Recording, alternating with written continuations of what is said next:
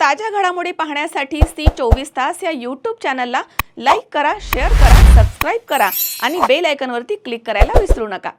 नाशिकमध्ये लवकरच सिनेप्रेमींसाठी एक खास आकर्षण उभं राहणार आहे। अनेक वर्षांपासून दुर्लक्षित आणि बंद असलेले दादासाहेब फाळके स्मारक आता आधुनिक सिनेमा थीम पार्कच्या रूपामध्ये नव्यानं साकारलं जात आहे। सिडको परिसरामधील या प्रकल्पाचं काम हे झेडटेक कंपनीकडनं वेगानं सुरू आहे। इथे चित्रपट सृष्टीमधील गाजलेल्या दृश्यांची भव्य अशी प्रतिकृती उभारण्यात आली आहे।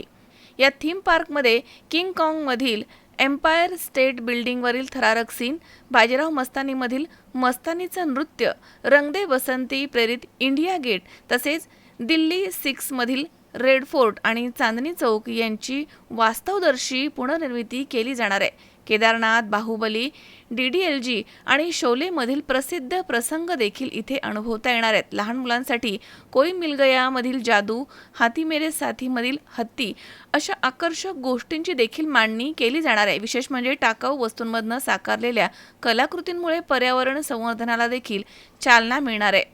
अत्यल्प प्रवेश शुल्कामुळे सर्वसामान्यांना देखील हा अनुभव घेता येणार आहे। लवकरच हे उद्यान नागरिकांसाठी खुलं करण्याचं नियोजन करण्यात आलंय।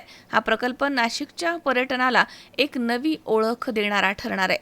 किरण आहेर, सी 24 तास, नाशिक।